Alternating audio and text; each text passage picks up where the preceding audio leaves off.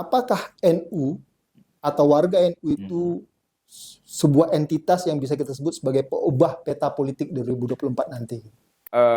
PBNU sendiri udah jelas gitu bahwa NU tidak berpolitik. Ini kan menyebabkan kemudian sepertinya memberikan kebebasan.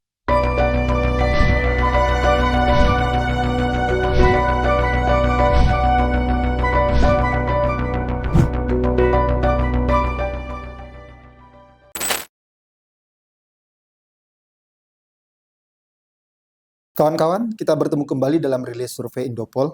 Kali ini kita akan membahas tentang kemana kira-kira suara warga NU akan berlabuh di Pilpres dan pemilihan legislatif 2024. Bersama saya di sini, De Febrian. Saya Ratno Sulfianto. Nanti kita akan sajikan data-data terkait preferensi politik warga NU. Warga NU yang kurang lebih 63% ya di dalam survei ini menyatakan simpatisan dan memiliki kartu tanda anggota NU.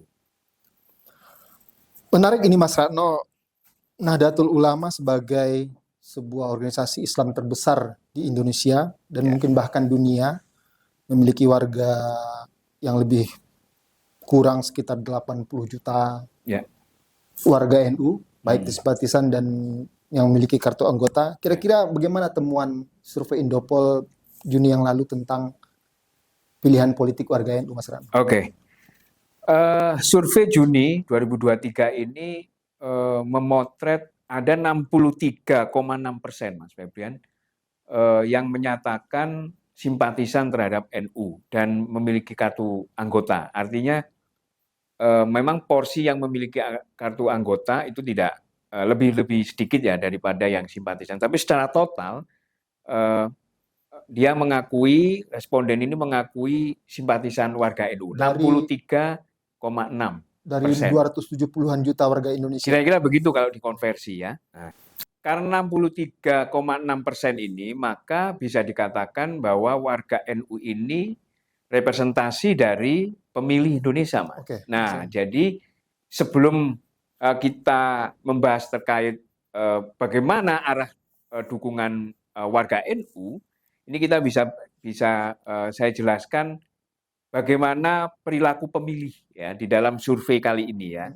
Jadi perilaku pemilih kita, Mas, secara nasional, yang pertama misalkan kita lihat dari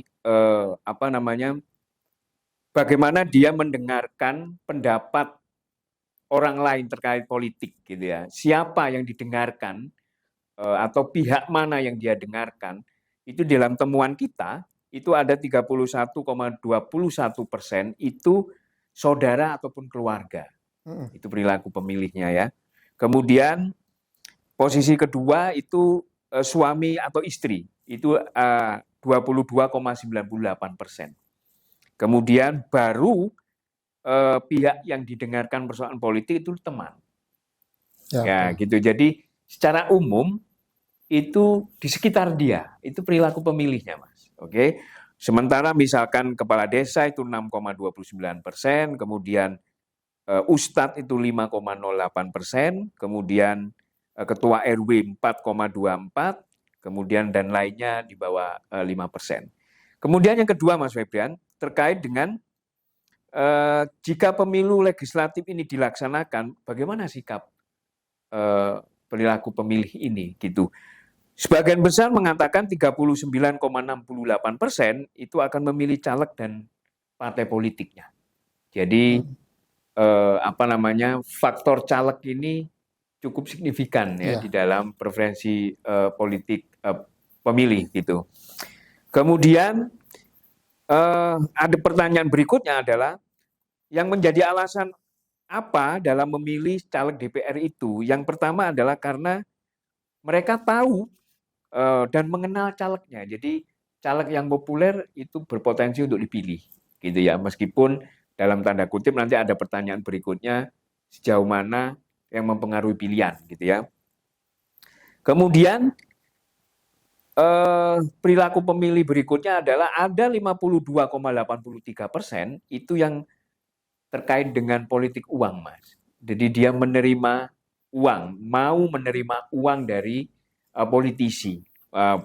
Tipe-tipenya banyak, ada yang misalkan menerima akan memilih calegnya, menerima uang tapi tidak memilih calegnya karena sudah diberi caleg awal begitu ya.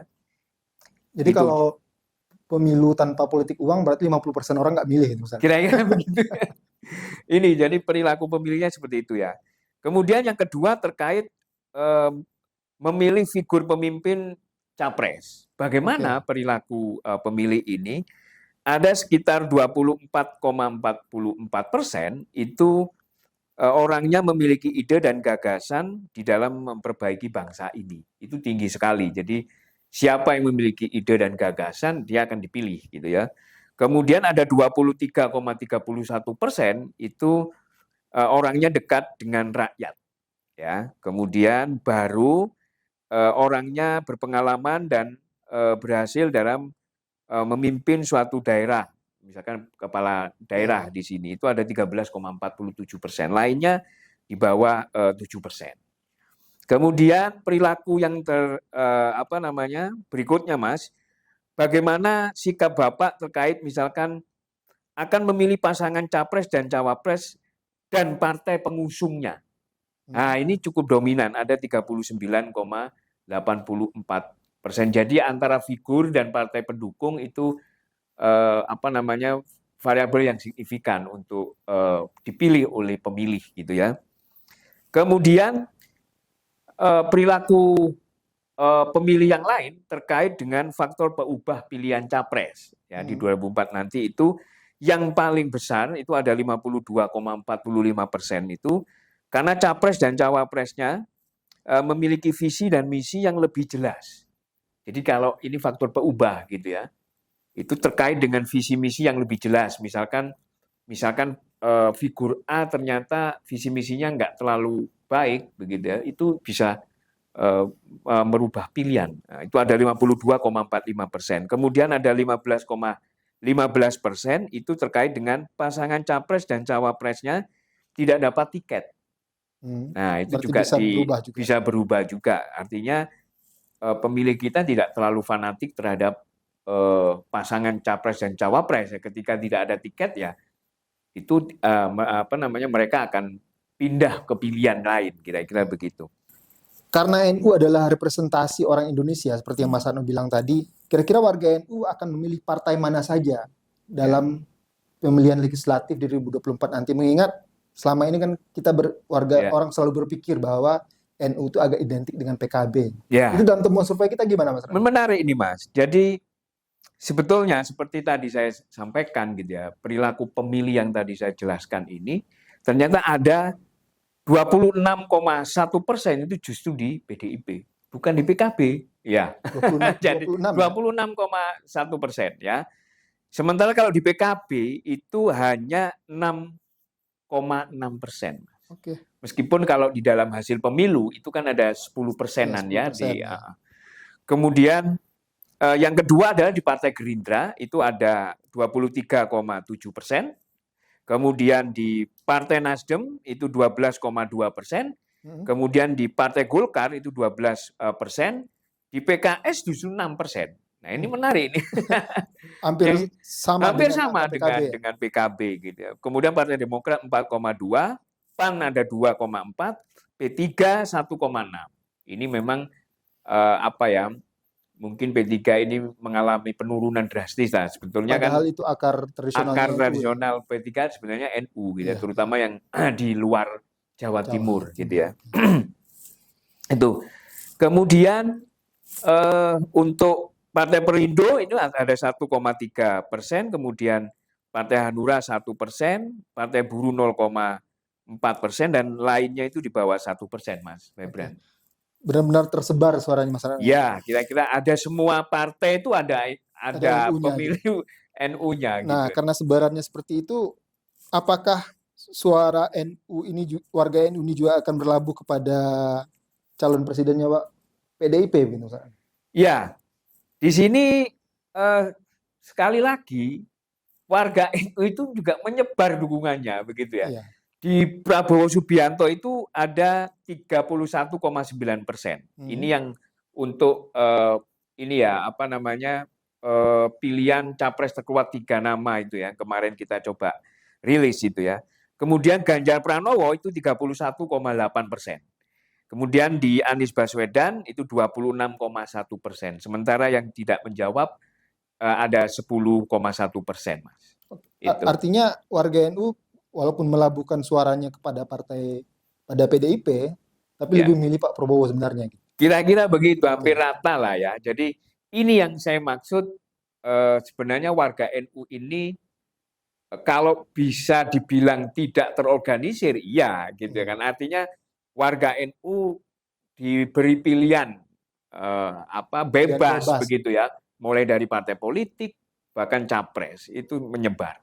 Nah, kalau seandainya misalnya kita berandai-andai, kira-kira NU mengeluarkan sebuah pernyataan bahwa Nahdlatul Ulama akan mendukung calon tertentu, kira-kira warga NU ikut nggak itu? Dugaan saya itu ada di Jawa Timur atau mungkin sebagian Jawa Tengah ya, itu yang bisa terorganisir, Mas. Karena kultur di 2 wilayah ini ikatan kiainya, ikatan gusnya misalkan gitu, ikatan dia pernah belajar di pesantrennya itu kuat. Jadi kira-kira hanya 2 wilayah ini yang mengikuti instruksi dari dalam tanda kutip tokoh NU lah kira-kira begitu. Jakarta enggak gitu. Betul gitu. Dan luar Jawa saya pikir enggak terlalu seperti Jawa Timur dan Jawa Tengah. Nah, ini Mas Rano pertanyaan pamungkasnya. 66% sekian warga NU ada di Indonesia. Pertanyaannya adalah, apakah NU atau warga NU itu sebuah entitas yang bisa kita sebut sebagai peubah peta politik 2024 nanti? Kalau dari data yang saya jelaskan tadi, saya pikir tidak, gitu ya. Tidak di sini, ya karena susah untuk diorganisir, Mas, gitu. Banyaknya konflik di tubuh NU misalkan, gitu ya. Antara misalkan di PKB sendiri aja udah benih-benih konflik itu kan ada gitu sejak Gus Dur dengan Caimin misalkan gitu ya. Bahkan kemudian statement PBNU sendiri udah jelas gitu bahwa NU tidak berpolitik. Ini kan menyebabkan kemudian sepertinya memberikan kebebasan oleh kepada warga NU gitu ya kan. Berarti partai-partai politik pun bisa berebut suara di dalam. Ya, betul. Oke. Terima kasih Mas Rano. Demikian kawan-kawan episode kali ini, kita bertemu kembali dalam rilis yang akan datang. Terima kasih.